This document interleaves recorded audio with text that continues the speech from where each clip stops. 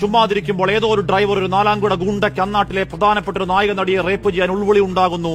തെരുവിൽ വാഹനത്തിൽ ബലാത്സംഗ ചിത്രീകരണം, വിഷ്വൽ ഗൂഢകേന്ദ്രങ്ങളിലേക്ക് എത്തിക്കുന്നു, തെളിവുനാശം, ജാമ്യത്തിന് ശേഷം മോഡലിംഗ്, ആഡംബര വാഹനങ്ങളിൽ കറക്കം.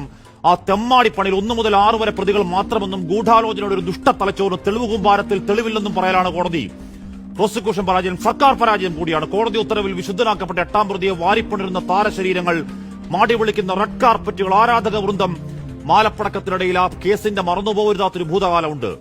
ആ ജഡ്ജിയുടെ സമീപനം താങ്ങാവതല്ലെന്ന് പറഞ്ഞ് രാജിവെച്ചിറങ്ങിപ്പോയത് 2 പ്രോസിക്യൂട്ടർമാർ. ആത്യന്തികമായി ആർക്കാണോ നീതി വേണ്ടത് ആ വിക്ടിം ഈ ജഡ്ജിയെ മാറ്റണമെന്ന് ആവശ്യപ്പെട്ട് മേൽക്കോടതിയിൽ പോയ കേസാണ്. ആ മെമ്മറി കാർഡ് കോടതിയുടെ ചെസ്റ്റിൽ ആരൊക്കെയോ എന്തൊക്കെയോ ചെയ്തുവെന്ന നിയമവിരുദ്ധ നെറുകേടിൽ രാഷ്ട്രപതിക്ക് കത്തുപോയ കേസാണ്. ഒരു വിചാരണ കോടതി ഉത്തരവിൽ കഴുകിപ്പോകുന്ന കളങ്കങ്ങളാണോ, ഓടിച്ചുട്ട് കടിക്കുന്ന പേപ്പട്ടികൾ കണക്കിയ നാഥരില്ലാ കൂട്ടങ്ങളോ, അതോ ആ എക്കോ സിനിമയിൽ പറയും മട്ടിൽ മാസ്റ്റർ ട്രെയിൻഡ് മലേഷ്യൻ വേട്ടപ്പട്ടികളാണോ എന്ന് കാലം പറയട്ടെ, മേൽക്കോടതികൾ പറയട്ടെ.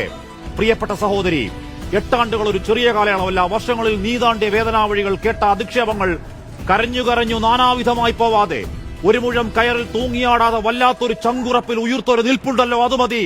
ഇരയല്ല, അത് ജീവിതമല്ല, നീ തിരുത്താണ്, കരുത്താണ്. ഏത് കോടതിയിൽ തിരിച്ചടിയെങ്കിലും, ഏത് ആകാശമിടിഞ്ഞു വീണാലും മനസാക്ഷി കോടതി നിസ്തർക്കം നിനക്കൊപ്പം മാത്രമാണ്. ആർജവത്തിന്റെ അവസാന വാക്കേ അഭിവാദ്യങ്ങൾ.